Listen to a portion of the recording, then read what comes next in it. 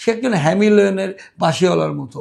তারেক রহমান যদি কখনো দেশে ফিরে আসে এবং সে যদি মানুষের সাথে মিশতে পারে, সারা বাংলাদেশের মানুষকে ঐক্যবদ্ধ করে বাংলাদেশকে পরিবর্তন করবেন। সো সেটাই আমরা দেখলাম। এয়ারপোর্ট থেকে লক্ষ লক্ষ হাজার হাজার নেতাকর্মী তাকে সম্বর্ধনা দিল, তাকে ঘিরে উচ্ছ্বাস আনন্দ সব কিছুই দেখছি একদম, আর ফটোগ্রাফির মাধ্যমে এটা। এবং এছাড়াও যখন তিনি নির্বাচন জনসভা সারা বাংলাদেশে যখন ট্যুর করলো, তখন আমার সৌভাগ্য হয়েছে তার সাথে কাজ করার, সেই ট্যুরগুলোতে কাভার করার জন্য। সে একজন হ্যামিলনের বাঁশিওয়ালার মতো। লক্ষ লক্ষ মানুষ ছুটে আসছে, গ্রাম, পথ ঘাট, মাঠ থেকে যখন শুনছে তারেক রহমান যাচ্ছে, ছুটে ছুটে আসছে।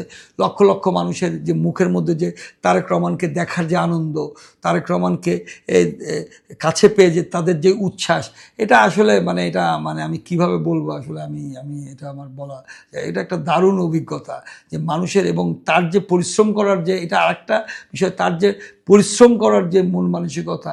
তখনই আমি বুঝছি যে আমরা যদি বাংলাদেশ জাতীয়তাবাদী দল যদি রাষ্ট্র ক্ষমতায় আসে, তো বাংলাদেশকে পরিবর্তন করবে।